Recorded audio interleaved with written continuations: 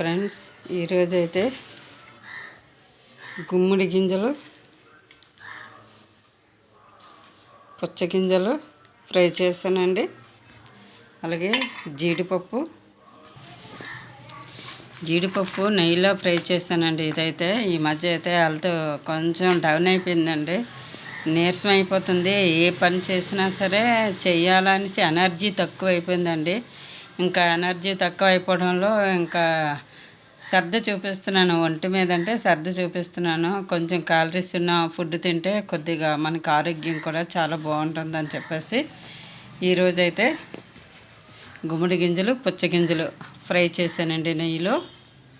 అలాగే ఇది జీడిపప్పు కూడా ఫ్రై చేశాను. నానబెట్టుకొని తినొచ్చండి జీడిపప్పు. అయితే ఈ వేళకి ఫ్రై చేశాను కదా, ఇందులోనే మనం ఫ్రై చేసి ఉంచుకున్నాం అనుకోండి, అది ఇది ఒక 4-5 జీడి పలుకులు, ఒక 2 స్పూన్లు మనకి పప్పు తింటే కొంచెం ఎనర్జీగా ఉంటుందండి. అలాగే నువ్వులు కూడా ఫ్రై చేశానండి. ఇది ఒక 2 స్పూన్లు తిన్నాం అనుకోండి, ఆరోగ్యం అయితే చాలా బాగుంటుంది.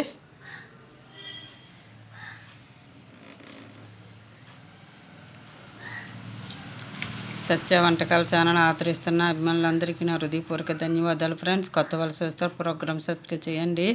మీ ప్రోత్సాహంతో ముందుకెళ్తుంది, మీ ఆదరణతో ముందుకెళ్తుంది. ఛానల్కి సపోర్ట్ చేసిన మీ అందరికి కూడా పేరు పేరున ధన్యవాదాలు ఫ్రెండ్స్. మీ ప్రోత్సాహం ఉంటేనే ఈ ఛానల్ ముందుకెళ్తుంది. ఇది నిజం ఫ్రెండ్స్. లైక్ చేయండి, సపోర్ట్ చేయండి ఫ్రెండ్స్.